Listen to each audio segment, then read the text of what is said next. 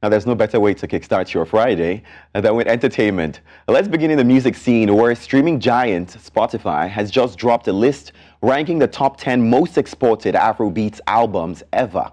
Now, the list has sparked a series of reactions from fans of these heavyweight stars from all across Nigeria and the diaspora. Now, the list was led by African giant Burna Boy and his last studio album, Love Damini. The multi-Grammy winning award artist occupied 2 spots on the top album list at number 1 and at number 3, which includes for his 4th studio album, African Giant. Now, Love Nwantiti crooner CK come in at number 2 on the list for his CK the First album. Rema's debut album, Rave and Roses, sits at number 4, of course with the global success of Calm Down. Nigerian songstress Tams comes next, securing the 5th spot for her 2020 EP for Broken Ears. Now, the global sensation is the only female on the list. Now, halfway through the list, 26-year-old star Omale sits at number 6 for his debut album, Boy Alone, a project that in fact featured sensation Justin Bieber. Now, Mr. Money with the Vibes album by Asake is at number 7, and Starboy Wizkid comes in at number 8 and number 10 for, of course, Made in Lagos and More Love Less Ego, respectively. Now, occupying 2 spots, of course, just as Burna Boy did on the list. Now, the 9th album on the list is Playboy by young star Fireboy DML. Now, fans celebrated their faves making the list, and we're quick to also point out the absence of superstar Davido. Now, none of Davido's albums made it to the top 10 list, not even, of course, his record-breaking most recent project, Timeless, which is a surprise. But congratulations to all the artists. If you agree with this list, I guess we'll talk about it. But let's move from music to the movie scene, where Nollywood actor Benjamin Joseph has opened up on his experience moving to the U.S. on the promise of an acting opportunity. Now, speaking with Nigerian comedian Teju Babyface on the King of Talks podcast, the veteran actor noted that his experience was not at all what he thought it would be. Now, recall that following his massive success in 2016, Benjamin moved to the United States of America, and this is what he said. He said, "I got to America on the promise that I had some gigs waiting for me. So I thought I was going to have a soft landing there. I packed up everything from Nigeria, bought a one-way ticket, and came to America. Unfortunately, his sponsor encountered some financial issues and pulled the plug on their plans, leaving him stranded." The 2012 African Actor Award winner revealed he only had about $1,500 to his name and was unable to return to Nigeria.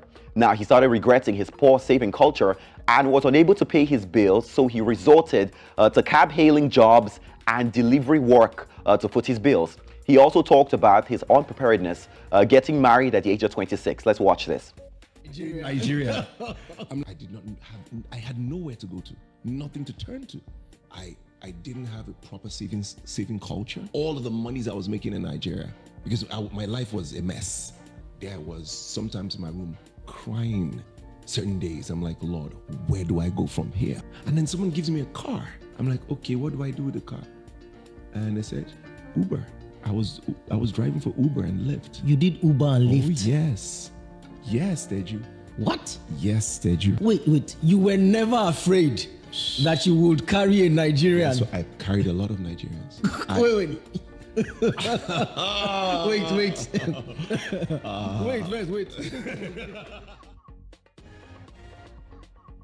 Now, the one-time buzzing actor and big-time television host revealed how tough the experiences were, but he admitted that they made him stronger.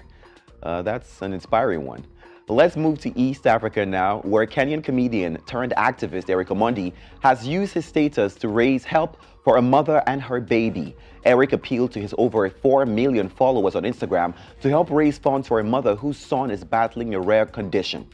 Now, Eric managed to raise over 600,000 shillings to foot hospital bills for the young child who is in urgent need of specialized treatment. The video is a little bit sensitive, so you might want to watch out for that. The 41-year-old star, who recently welcomed a daughter into his family, has kept fans updated, appealing help for the 1-month-old baby, who he says has a cancerous tumor in the jaw causing constant pain. Eric is not new to raising help and supporting Kenyans in need. Just the other day, he raised over $1 million for a Kisumu student who was allegedly shot 9 times before demos.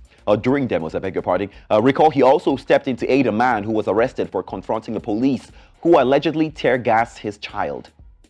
Well, we're proud because many times, honestly, Eric is known for many jokes, all the comedy, but it's also good to see that he's fought for not just music, the entertainment scene in Kenya, but as well the fans. Finally, on the international scene, this one's exciting for most people, especially for hip-hop fans, because the Hall of Fame hip-hop billboards has just kicked off. In fact, they had the inaugural edition, and it's big news. Now, what particularly happened was, of course, Nas and Lil Wayne are the first ever to be inducted into the hip-hop Hollywood Hall of Fame. The two multi-award-winning rappers were honored during the Billboard's 2023 R&B Hip-Hop Power Player event this week. Now, 49-year-old Nas reflected on his journey, or in fact the genre's journey and accomplishments over the last 5 decades, from concerts at Yankee Stadium in the Bronx to saluting some of the pioneers who inspired him. Now, both rappers Nas and Lil Wayne served as the first inductees, like I said, into the Billboard's Hip Hop Hall of Fame after calls from multiple rappers for such an institution to be started. Now, the inaugural event also saw Rave of the Moment, Ice Spice, receive her first award for Rookie of the Year. I thought their speeches were so nice, so let's watch them back to back from Nas and, of course, from Lil Wayne. I never won awards in the 90s. First of all, I want to say thank you, Billboard, before I get into all of that. Thank you, Billboard. This is cool. 49 years old. I'm about to turn 50 along with hip hop, man. And I'm starting to see awards too. I didn't get into it for awards. We got into it because we love the art form. The art form has been vampired and sent through all kinds of that keep the pioneer. Thank you. First of all, of course, you already know, got to give thanks to the man above. Also, those that we lost, those that we wish were here, we thank you as well. And to my fans, this is for y'all. Y'all as in my fans, y'all as in the people in the crowd, my supporters, those that work with me, those that work for me, those that work around. I must confess, absolutely well-deserved for both Nas and Lil Wayne. We're looking forward to seeing more people get inducted in the following years, but big congratulations. I have to draw Osa and, of course, all of into this. Davido not being a part of this list of top albums. Is that a surprise? I mean, not even Timeless. Well, I don't know. I think we probably need to look deeper into, you know, how what the selection process was, yes. You know, really.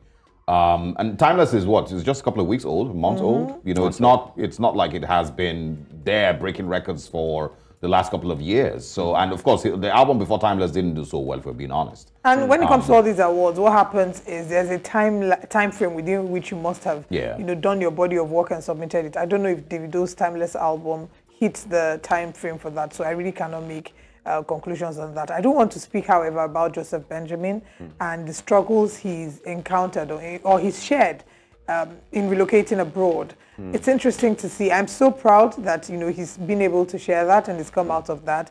And it's just an eye-opener and a reality check to a number of us who want to leave the country. It's not discouraging anybody who wants to leave, but to let them know that even those outside Nigeria don't necessarily have it easy. And it doesn't just mean that the moment you fly out of the country, all your problems are gone away with the wind and with the blue skies. You know, that it's important that you understand that there is work that needs to be done. And sometimes it would take longer to break through. Sometimes it would take shorter.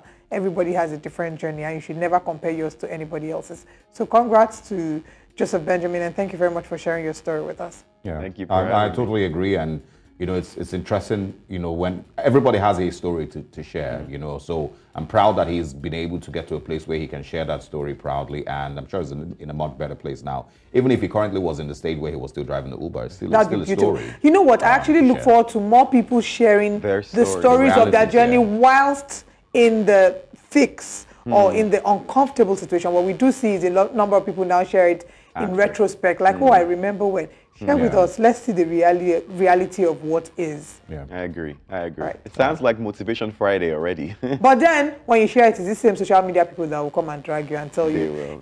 Anyway, We can't even exhaust this conversation. Thank you so much, Sam Dandy, for joining us this Friday morning. Do have a wonderful weekend. You too. And happy married life.